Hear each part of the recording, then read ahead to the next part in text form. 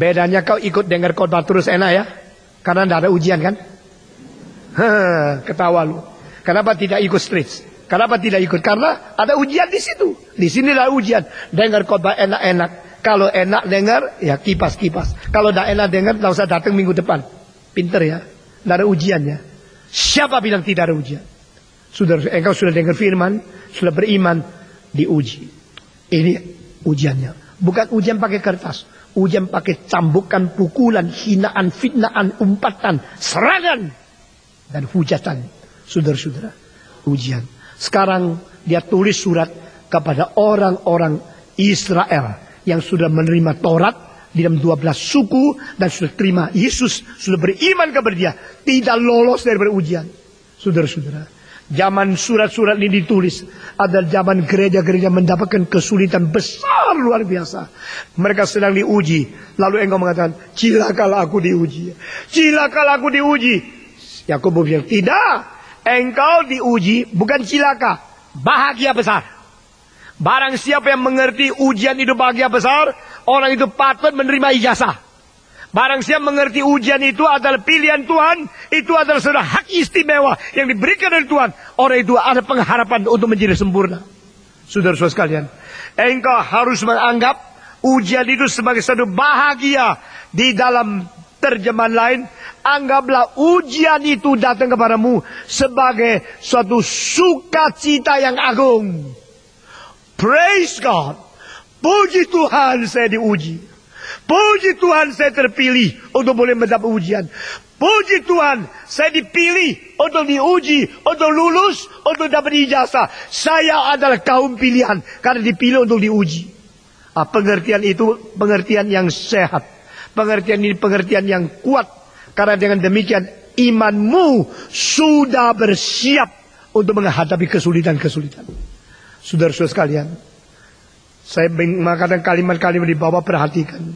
Bedanya orang Protestan yang sungguh beriman kepada Tuhan, waktu orang yang paling dicintai mati, sama orang karismatik yang percaya kepada segala kesuksesan kemakmuran, waktu orang yang paling dikasih mati, bedanya apa?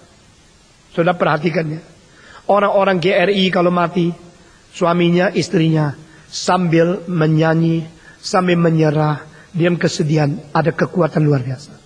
Tapi mereka yang biasa iman saja pasti sembuh, pasti sembuh, akhirnya mati. Wah, perkabungan mereka betul-betul kabung luar biasa. Tidak percaya? Fotokan.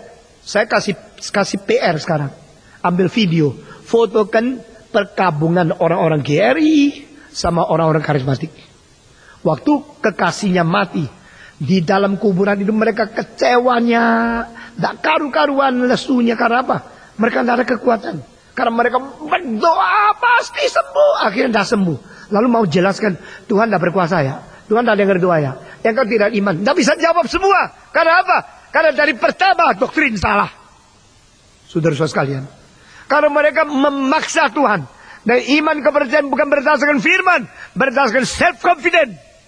The self-confident faith is faith in your own faith. It's not faith upon the word of God. Saudara-saudara, bedakan. Iman berdasarkan confidence sendiri adalah iman di dalam keyakinan, ambisi, kemauan, paksa Tuhan Allah. Itu bukan iman dari Alkitab. Iman di dalam Alkitab ada iman datang daripada pendengaran. Iman berdasarkan firman. Iman taat kepada janji Tuhan. Itu lain. Itu sebab kalau kita beriman sungguh-sungguh, pada saat orang kita yang paling kita cintai diambil oleh Tuhan, kita akan menghapus air mata dan berkata, kehendak-Mu terjadi Tuhan. Dia sekarang diterima di surga. Ini mengingatkan aku, hatiku harus memikat terus di situ. Karena di dunia hanya jadi tamu saja. Kita masih mempunyai kekuatan untuk meneruskan jalan kita. Tapi mereka yang paksa Tuhan, akhirnya tetap mati. Mereka lesunya, goncangnya, goyangnya iman. Lain. Saudara dengar firman yang baik-baik. Dengar firman yang baik. Mengerti firman dengan baik. Lalu engkau hidup, engkau mati.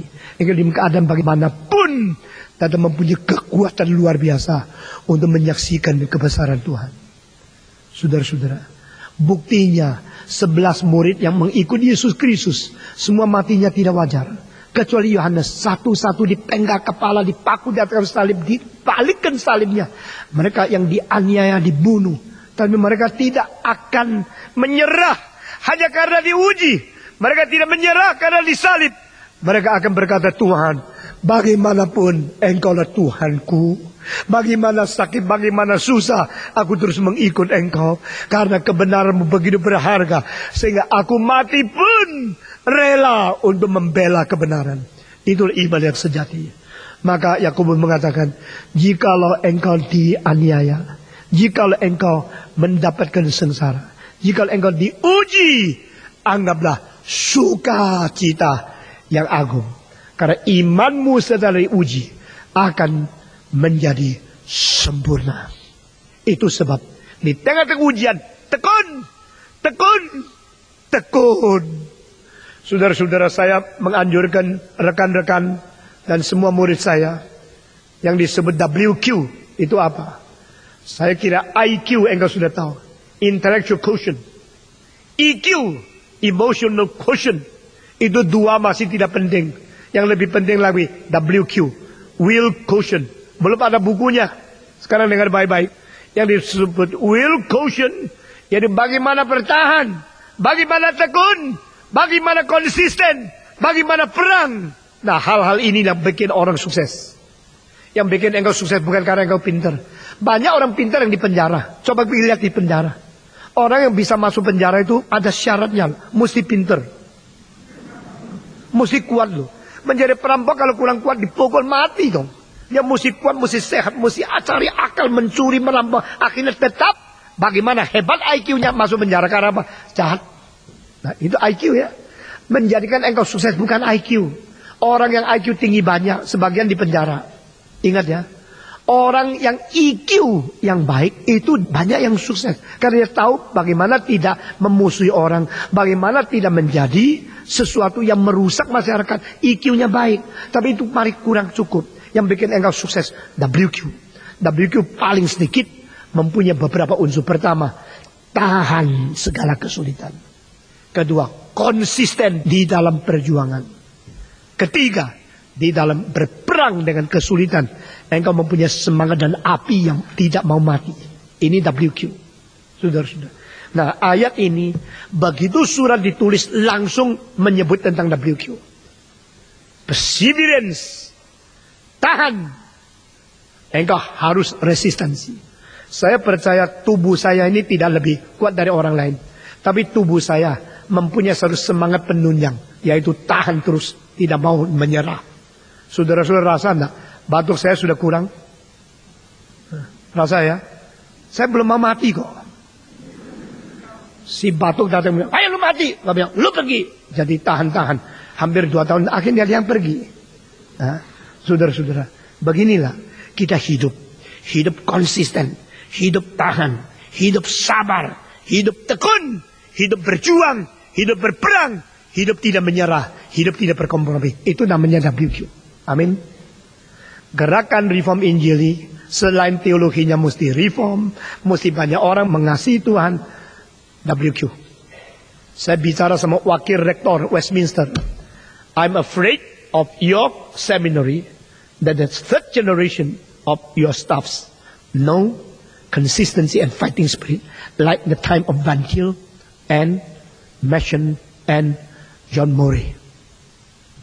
Generalis pertama Westminster, mereka berjuang mati-matian. Machen dikeluarkan dari gereja Presbyterian. Akhirnya mengatakan, history will prove I'm right, you are wrong. Dia menulis dalam bukunya, sejarah akan membuktikan saya yang benar, kamu yang salah. Coba bayangkan, kamu mengatakan liberal harus menambung dan menambung. Kenapa engkau bisa menambung yang lain, tidak bisa menambung yang konsisten percaya kepada firman Tuhan dari abad pertama? Oh, kalimat itu kuat sekali. Liberal mengkucilkan dia dari gereja, bukan karena berzina, karena dia mempertahankan Yesus anak Allah, mempertahankan Yesus mati di atas kayu salib untuk orang berdosa. Dia mempertahankan doktrin reform yang paling kuat, dikucilkan. Maka dia mengatakan, sejarah akan membuktikan saya benar, kamu salah. Dan dia mengatakan satu kalimat lagi, saya tidak mengerti orang yang mempertahankan iman sesuai dengan Alkitab, kenapa dikeluarkan dari gereja yang menamakan diri gereja yang mainline? Setelah 40 tahun kemudian, anggota Presbyterian di Amerika yang tadinya 3 juta menjadi 1,2 juta.